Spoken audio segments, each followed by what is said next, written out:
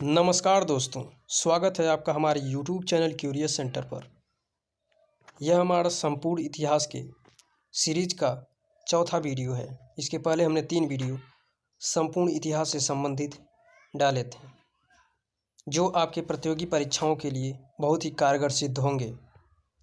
अगर आप हमारे इस सीरीज को पूरा बहुत ही अच्छे तरीके से देख लेते हैं तो इसकी गारंटी मैं निश्चित ही लेता हूँ कि आप अपनी परीक्षा में सामान्य अध्ययन के हर प्रश्न को सॉल्व कर सकते हैं और अपनी परीक्षा में सफलता पा सकते हैं। तो दोस्तों, आइए शुरू करते हैं आज के इस वीडियो को। दोस्तों, कल हमने मौर्य साम्राज्य के बारे में पढ़ा था। मौर्य साम्राज्य का अंत 185 ईस्वी ईसा पूर्व में हुआ। मौर्य वंश का अंतिम शासक बृहद्रथ था। इसकी हत्या इसके सेनापति पुष्यमित्र शुंग ने 185 ईसा में कर दी और मगध पर शुंग वंश की नींव डाली, जिसे ब्राह्मण साम्राज्य भी कहा जाता है। तो आइए आज इसके बारे में हम लोग विस्तार से पढ़ें। पुष्यमित्र शुंग, जिसने मगध पर शुंग वंश की नींव डाली, वह ब्राह्मण जाति का था। शुंग शासकों ने अपनी राजधानी विदिशा में स्थापित की। इंडो यूनानी शासक मिनांडर को पुष्यमित्र शुंग ने पराजित किया।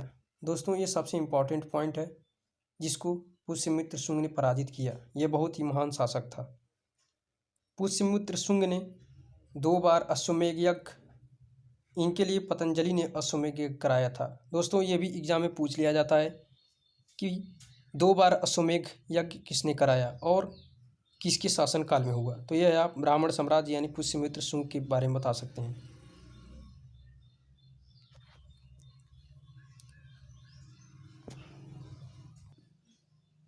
दोस्तों, भरहुत स्तूप का निर्माण पुष्यमित्र शुंग ने किया था। शुंग वंश का अंतिम शासक देवहूति था। इसकी हत्या 73 ईसा पूर्व में वासुदेव ने कर दी और मगध पर कर्ण वंश की स्थापना की।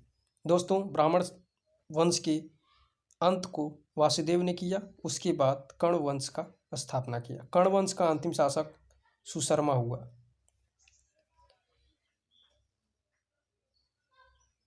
सुशर्मा की हत्या सिमुक ने 60 ईसा पूर्व में की और उसके बाद सातवाहन वंश की स्थापना की।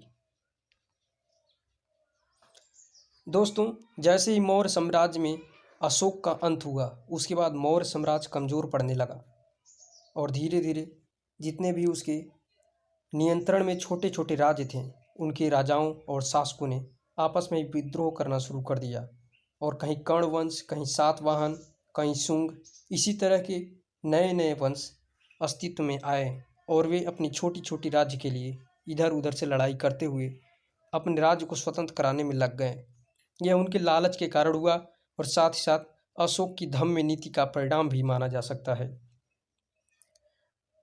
सतकर्णी ने भी 2 अश्वमेध एवं 1 राजसूय यज्ञ किया।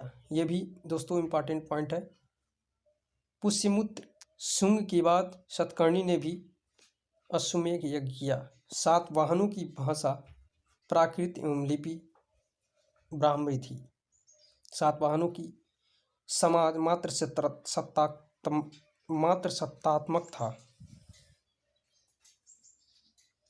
अब आइए भारत की यवन राज्य के बारे में जानें। भारत पर आक्रमण करने वाले विदेशी आक्रमणकारियों का क्रम पहले हिंद यूनानी, उसके बाद शक, उसके बाद पल्लव, उसके बाद कुषाण। दोस्तों, ये इम्पोर्टेंट है। इन्हीं को यवन राज्य कहा जाता था। यवन राज्य कोई खास राज्य नहीं था, ये इन्हीं का मिश्रण था। तो ये भी इम्पोर्टेंट पॉइंट आपसे पूछा जा सकता है कि पहले किसने आक्रमण किया और बाद में किसने किया। तो ये पॉइंट आप नोट डाउन कर लीजिए।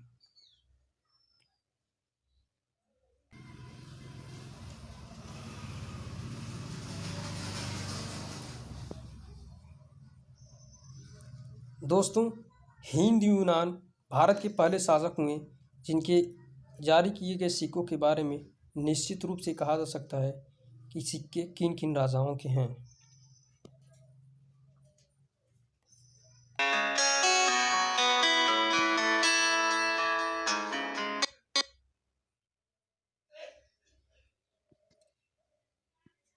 दोस्तों, यूनानियों के बाद शकों का आक्रमण भारत पर हुआ।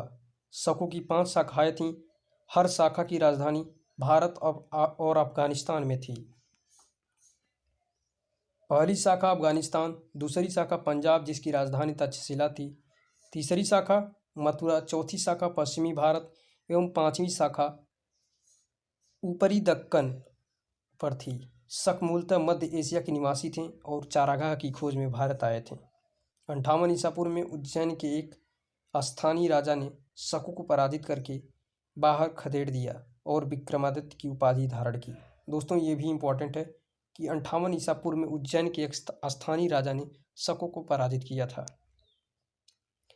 शकों पर विजय के उपलक्ष्य में 58 ईसा पूर्व में नया संवत विक्रम संवत के नाम से प्रारंभ हुआ। उसी समय विक्रमादित्य एक लोकप्रिय उपाधि बन गई जिसकी संख्या भारतीय इतिहास में 14 तक पहुंच गई। दोस्तों, यह इम्पोर्टेंट पॉइंट है कि भारत में कितने विक्रमादित्य राजा हुए, तो इसकी संख्या 14 है। शकों की अन्य शाखाओं की तुलना में दक्षिण भारत में प्रभुत्व स्थापित करने वाली शाखा ने सबसे लंबे समय तक राज्य किया। दक्षिण भारत की जो इसकी शाखा थी शक की, उसने बहुत अधिक दिन तक शासन किया। शकों का सबसे प्रतापी राजा जो हुआ वह रुद्रादमन प्रथम था। दोस्तों, रुद्रादमन प्रथम ही शक का सबसे महान राजा हुआ। रुद्रादमन संस्कृत का बड़ा प्रेमी था। उसने ही सबसे पहले विशुद्ध संस्कृत भाषा में लंबा अभिलेख गिरनार अभिलेख जारी किया। इसके पहले के सभी अभिलेख प्राकृत भाषा में रचित थे। भारत में शक राजा अपने क्षेत्र को क्षत्रप कहा जाता था। अब आइए कुषाण के बारे में जानें। पहलव के बाद कुषाण आए जो युची एवं तोखरी भी कहलाते हैं। दोस्तों, कुषाण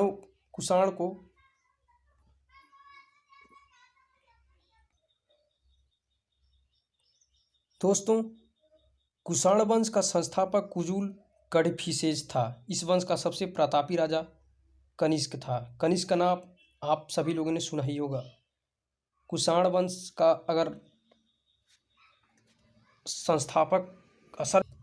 अगर कुषाण वंश का असल में संस्थापक माना जाए तो वह कनिष्क ही था, लेकिन एग्जाम में आपको आएगा तो आप कुजुल कड़फिसेज ही लिखेंगे। कनिष्क ने 78 ईस्वी में एक संवत चलाया जो शक संवत के नाम से जाना जाता है, जिसे भारत सरकार द्वारा प्रयोग में लाया जाता है। दोस्तों, यह सबसे इम्पोर्टेंट पॉइंट है, यह हर एग्जाम में आता है कि शक संवत किस राजा ने चलाया था। कनिष्क के द्वारा 78 ईस्वी में चलाया गया था। ये भारत सरकार के द्वारा अभी भी प्रयोग में लाया जाता है। बौद्ध धर्म की चौथी संगति कनिष्क के शासनकाल में कुंडन वन कश्मीर में हुई। आरंभिक कुषाणों ने भारी संख्या में स्वर्ण मुद्राएं जारी की। इनकी शुद्धता गुप्त काल की स्वर्ण मुद्राओं से उत्कृष्ट थी। दोस्तों, इनकी जो स्वर्ण मुद्रा थी गुप्त काल की स्वर्ण मुद्रा से भी अच्छी किस्म की थी। भारत का आइंस्टीन किसे कहा जाता है, ये भी आपसे पूछा जा सकता है।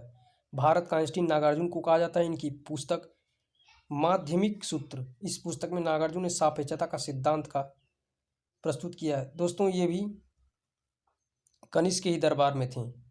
कनिष्क की राजकवि अश्वघोष ने बौद्ध का रामायण बुद्ध चरित की रचना की। बौद्धों का रामायण बुद्ध चरित, यह बुद्ध के बारे में बताया गया है। इसके बारे में दोस्तों एक और इम्पोर्टेंट पॉइंट है, गांधार एवं मथुरा शैली का विकास कनिष्क के शासनकाल में ही हुआ। कनिष्क वंश का अंतिम शासक वासुदेव था। रेशम बनाने की तकनीक का आविष्कार सबसे पहले चीन में हुई, जो कनिष्क के काल में ही हुई थी। दोस्तों, आज हमने मौर्य साम्राज्य के बाद मौर्य साम्राज्य के विखंडन के स्वरूप छोटे छोटे राज्यों का उदय होते हुए देखा। कल हम लोग गुप्त साम्राज्य के बारे में विस्तार से पढ़ेंगे। हमने देखा आज कि किस तरह मौर्य साम्राज्य विखंडित हुआ और उसके विखंडन के बाद यवनों का शासन भारत पर किस तरह हुआ। यह सबसे इम्पोर्टेंट पॉइंट है, आप इसको ध्यान में ज़रूर रखिएगा कि सबसे पहले हिंद यूनानी, उसके बाद शक, उसके बाद पहलव, उसके बाद कुषाण, और इनके संस्थापकों के बारे में भी आप लोग जानकारी ले लीजिएगा। और कौन कौन से राजा, एक एक राजा के नाम प्रसिद्ध जो हुए इन वंशों को बढ़ाने में, ये सबसे इम्पोर्टेंट पॉइंट है। तो दोस्तों, आशा करते हैं आपको वीडियो समझ में आया होगा। इसी तरह आप लोग हमारे यूट्यूब चैनल पर बने रहिए, हमारे वीडियो को लाइक करिए और अपने दोस्तों को शेयर करना ना भूलिए। तो दोस्तों, जय हिंद।